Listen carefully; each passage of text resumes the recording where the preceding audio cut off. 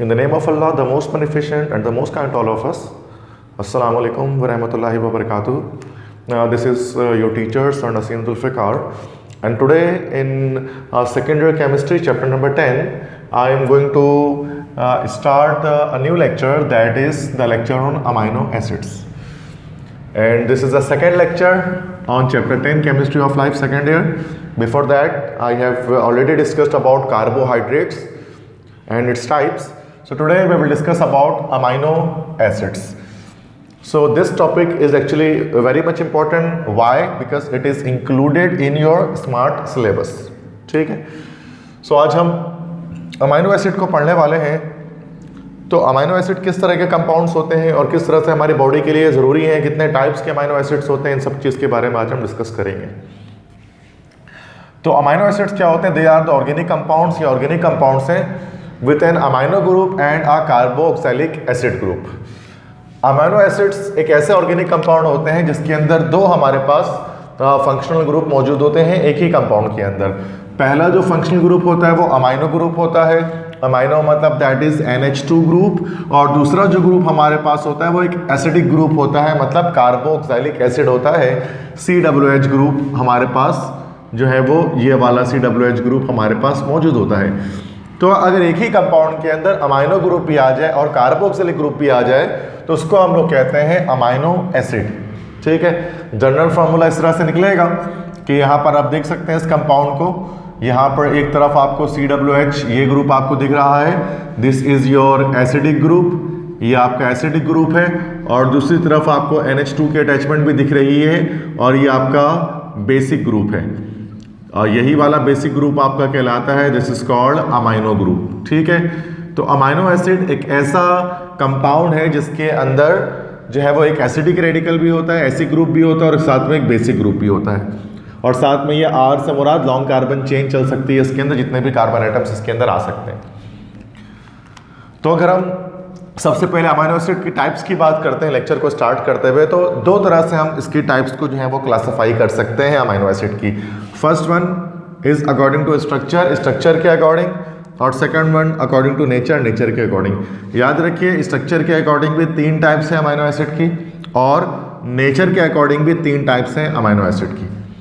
तो स्ट्रक्चर के अकॉर्डिंग जो तीन टाइप्स हैं उनमें हम कहते हैं alpha amino acid, beta amino acid and gamma amino acid.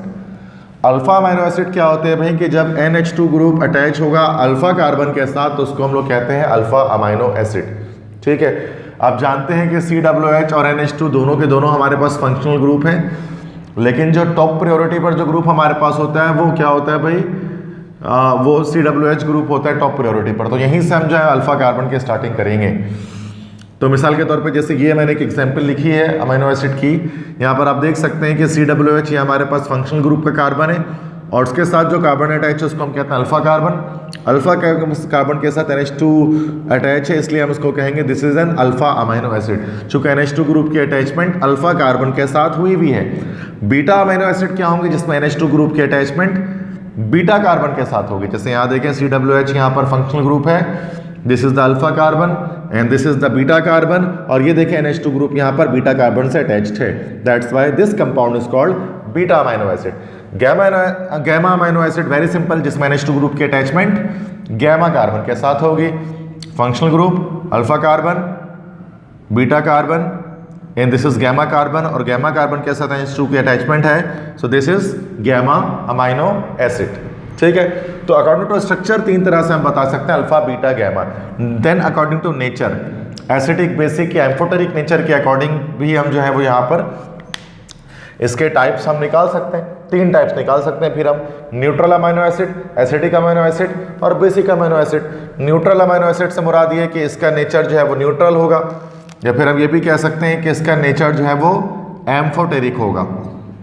तो एम्फोटेरिक नेचर से मुराद कि जिसमें एसिडिक बेसिक दोनों ही नेचर पाए जाए उसका एम्फोटेरिक या न्यूट्रल कह सकते हैं. तो उसका न्यूट्रल या एम्फोटेरिक नेचर पाया जाएगा. और ये न्यूट्रल या एम्फोटेरिक नेचर कैसे आएगा कि जब एसिडिक और बेसिक रेडिकल सेम नंबर में मौजूद हो, सेम अमाउंट में एक ही अमीनो एसिड के अंदर मौजूद हो. मतलब जितना एसिडिक ग्रुप हो उतना ही बेसिक ग्रुप हो. अगर एक एसिड और एक बेसिक ग्रुप होगा तो दोनों अपने अपने नेचर को कैंसिल आउट कर देंगे और अमीनो एसिड न्यूट्रल हो जाएगा.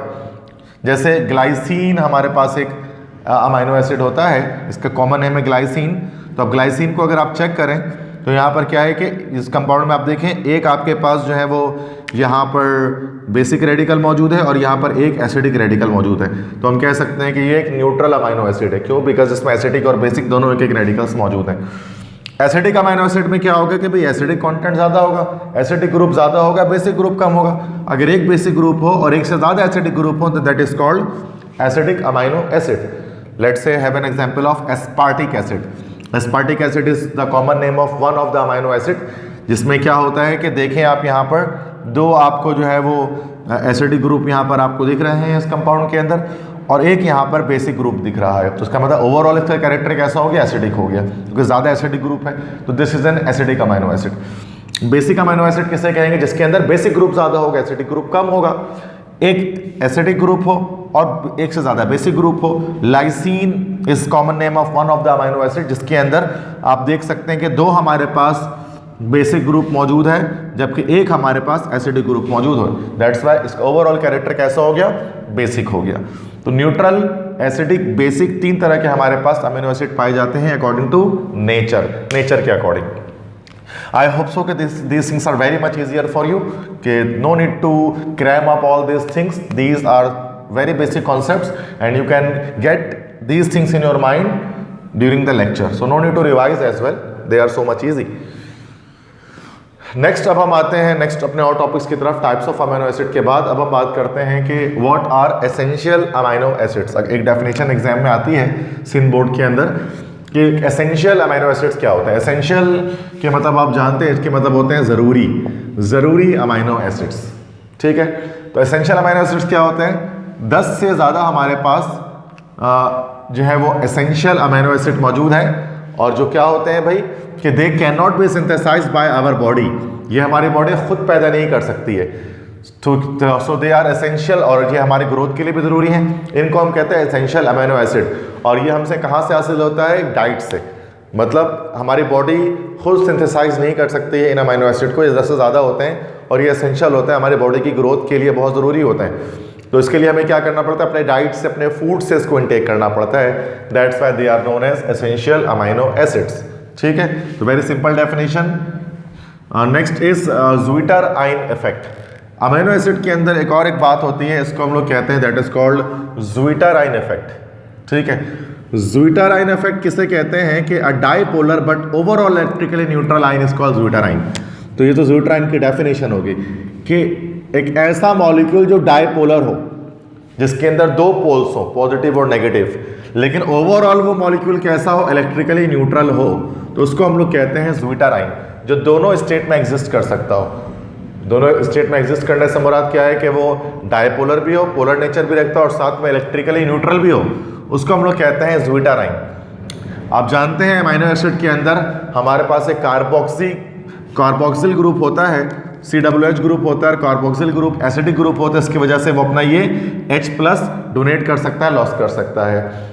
और साथ में NH2 ग्रुप अमाइनो ग्रुप हमारा बेसिक ग्रुप होता है, चूँकि यहाँ पर आप जानते हैं अमाइनो के पास नाइट्रोजन पे लोन पेयर ऑफ इलेक्ट्रॉन होता है, तो वो क्या कर सकता है? इस H+ को एक्सेप्ट कर सकता है, ले सकता है, कबूल कर सकता है। तो हमारे पास ये कार्बोक्सिलिक जो ग्रुप है हमारे पास, ये हमारा लेविस एसिड है बिकॉज H+ दे सकता है, और NH2 ग्रुप लेविस बेस है क्योंकि H+ एक्सेप्ट कर सकता है। तो एक ही मॉलिक्यूल के अंदर एसिडिक ग्रुप भी है, बेसिक ग्रुप भी है, तो इस वजह से इसके अंदर ज़्विटर आइन आता है। किस तरह से कि ये हमारे पास न्यूट्रल फॉर्म में एक अमाइनो एसिड मौजूद है और ये क्या करेगा कि COOH अपना ये जो H+ है, ये इस H+ को NH2 ग्रुप को डोनेट कर देगा, दे देगा। तो ये क्या हो जाएगा? COO- हो जाएगा यहाँ पर और NH3+ हो जाएगा यहाँ पर। तो आप देख सकते हैं कि ये एक न्यूट्रल मॉलिक्यूल मौजूद है इलेक्ट्रिकली और उसके साथ इसके अंदर दो पोल्स भी मौजूद है, पॉजिटिव और नेगेटिव पोल। होता है क्या है नॉर्मली कि H+ हमेशा एसिड अपना H+ दूसरे किसी मॉलिक्यूल को जो है वो डोनेट कर रहा होता है। ठीक है, दूसरे किसी मॉलिक्यूल को डोनेट कर रहा होता है। But in the case of amino acid क्या होता है, क्योंकि एक ही मॉलिक्यूल के अंदर एसिडिक एंड भी है और बेसिक एंड भी है, तो H+ एसिडिक क्या करता है? अपना एसिडिक ग्रुप अपना H+ इस NH2 ग्रुप को डोनेट कर देता है। तो इससे क्या होता है, हमारे पास एक ऐसा आयन बनता है जिसको हम कहते हैं ज़्विटर आयन, जो डायपोलर भी है और ओवल और इलेक्ट्रिकली न्यूट्रल भी है। That is called zwitter ion effect. ठीक है, so that is not very difficult thing to remember, zwitter ion effect, very simple, very easy thing. Next हम बात करते हैं पेप्टाइड बॉन्ड फॉर्मेशन, और ये जो पेप्टाइड बॉन्ड फॉर्मेशन पढ़ेंगे तो ये आगे जाकर आपके प्रोटीन की जो टॉपिक है, जो नेक्स्ट टॉपिक में डिस्कस करूंगा, तो उसके अंदर काफ़ी ज़्यादा यूजफुल रहेगा। पेप्टाइड बॉन्ड भी कहते हैं उसको कुछ लोग पेप्टाइड बॉन्ड के बजाय पेप्टाइड लिंकेज भी कहते हैं। तो पेप्टाइड बॉन्ड या पेप्टाइड लिंकेज क्या होता है, इससे बनते हैं प्रोटीन्स, इस पेप्टाइड बॉन्ड के थ्रू प्रोटीन्स।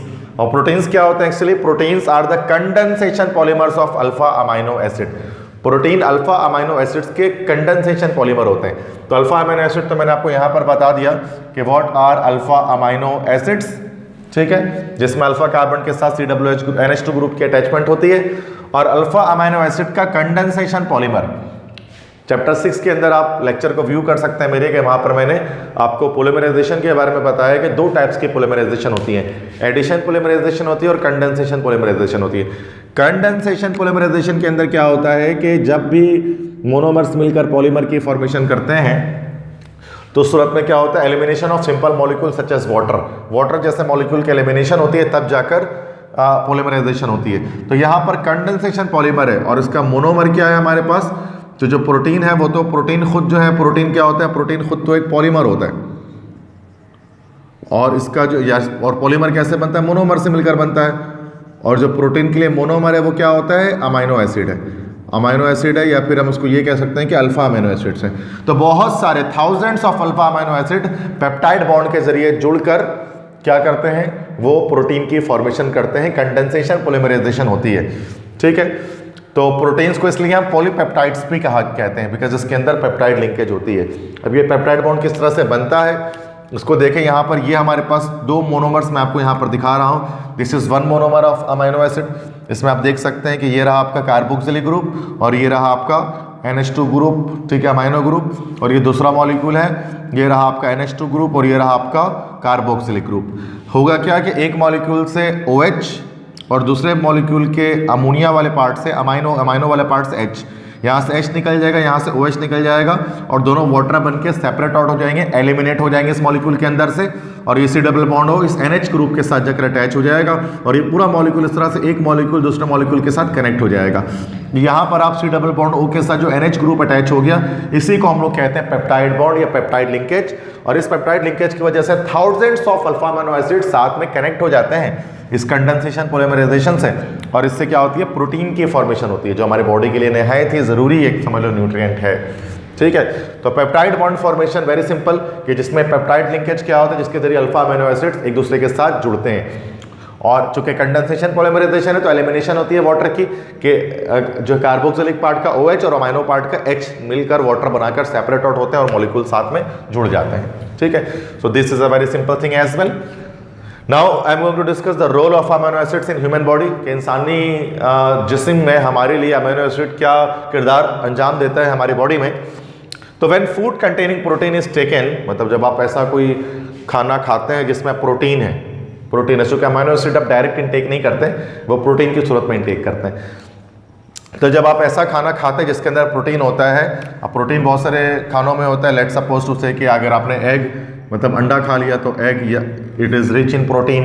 इस तरह से आपने कोई मीट खा ली, मतलब कि गोश्त खा लिया, ठीक है, बीफ या फिर चिकन वगैरह, तो वो भी प्रोटीन रिच होता है। तो आप ऐसा खाना खाते हैं जिसमें प्रोटीन है, तो many enzymes decompose it into amino acids. तो बहुत से एंजाइम बॉडी में ऐसे होते हैं जो प्रोटीन को डिकम्पोज करके कन्वर्ट किस में कर देते हैं, अमीनो एसिड में। मतलब ये इस पोलीमराइजेशन का रिवर्स प्रोसेस हो जाता है कि एक पॉलीमर जो है वो अपने मोनोमर्स में डिकम्पोज हो जाता है। Blood receives amino acid by absorption through the walls of intestine. फिर वही जब हमारे डाइजेस्टिव सिस्टम में इंटेस्टाइन में जब अमीनो एसिड्स पहुंचते हैं तो इंटेस्टाइन के वॉल से एब्जॉर्प्शन होती है और एब्जॉर्प्शन के थ्रू वो पूरे बॉडी के सेल में RBCs के अंदर, डिफरेंट सेल्स के अंदर वो अमीनो एसिड चला जाता है। और जब अमीनो एसिड सेल्स के अंदर जाता है तो वहाँ पर 3 में से एक काम हो रहा होता है, 1 आउट ऑफ वर्क, मतलब 3 में से कोई एक वर्क वहाँ पर जाकर हो जाता है। सबसे पहला क्या था, अमीनो एसिड्स में भी synthesize back into body protein, कि वो अमीनो एसिड है वापस सिंथेसाइज हो जाए बॉडी प्रोटीन में। बॉडी प्रोटीन से मुराद के जैसे कि आपकी मसल्स की फॉर्मेशन में मदद देगा, स्किन की फॉर्मेशन में मदद देगा, हेयर्स की, नेल्स की फॉर्मेशन में मदद देगा। ठीक है भाई। तो फर्स्ट पॉइंट तो ये होता है कि सबसे पहले तो अमीनो एसिड या तो वापस बॉडी प्रोटीन में एक्सरसाइज हो जाते हैं, बॉडी के मसल्स वगैरह की फॉर्मेशन कर लेते हैं। सेकंड क्या हो सकता है, कंबशन हो सकती है सेल के अंदर। अमीनो एसिड है, जलेगा, जलने पर कार्बन डाइऑक्साइड और वाटर प्रोड्यूस करेगा, चूंकि वो एक ऑर्गेनिक कंपाउंड है।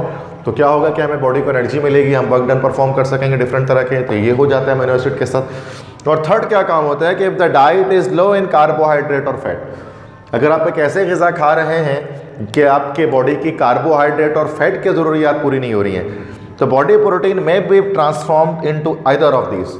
तो जो प्रोटीन होगा वो इन दोनों में से किसी एक में, मतलब कार्बोहाइड्रेट या फैट में भी जो है वो क्या हो सकता है, ट्रांसफॉर्म हो सकता है, चेंज हो सकता है। इसलिए कहा जाता है ना कि एग जो है वो, एग या अंडा, एग को कहा जाता है कि egg is a complete food. अंडा जो है वो एक मुकम्मल ग़िज़ा है, मुकम्मल खाना है। क्यों?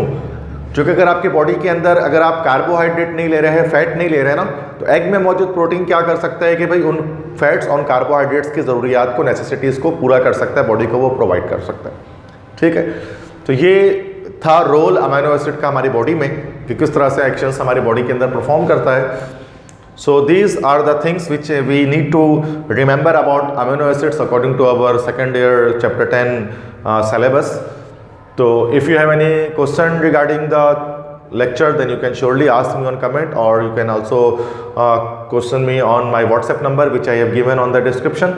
अगर आपको ये मेरे लेक्चर बहुत ज़्यादा पसंद आया तो आप मेरे चैनल को सब्सक्राइब करें और बेल आइकन को प्रेस करें, और ज़्यादा से ज़्यादा अपने दोस्तों के साथ इन तमाम लेक्चर्स को जो है वो शेयर करें। अगरचे हमारे कॉलेजेस वगैरह 18 से जो है वो स्टार्ट हो चुके हैं, कॉलेजेस और स्कूल्स वगैरह, बट इंशाल्लाह मैं इन लेक्चर्स का सिलसिला जो है वो at the end of the session तक मैं जारी रखूँगा। बस आपसे एक रिक्वेस्ट है कि आप मुझे ज़्यादा से ज़्यादा सपोर्ट करें, और जितना ज़्यादा हो सके अपने फ्रेंड्स के साथ, डिफरेंट स्टूडेंट्स के साथ मेरे केमिस्ट्री और इंग्लिश के लेक्चर्स को जो है वो शेयर करें। और कोई भी अगर आपको इशू आती है केमिस्ट्री को समझने में, इंग्लिश के अंदर अगर कोई इशू आता है, so I am always here to answer your queries. I do my endeavor to answer all your comments and to answer all your WhatsApp messages. ठीक है, तो बस आपसे एक सपोर्ट की दरख्वास्त है कि आप ज़्यादा से ज़्यादा मेरे लेक्चर्स को शेयर करें। तो इंशाल्लाह नेक्स्ट लेक्चर के साथ, चैप्टर 10 के मज़ीद लेक्चर्स के साथ मैं और हाजिर हूँगा। तब तक के लिए इजाज़त दीजिए। अल्लाह हाफ़िज़।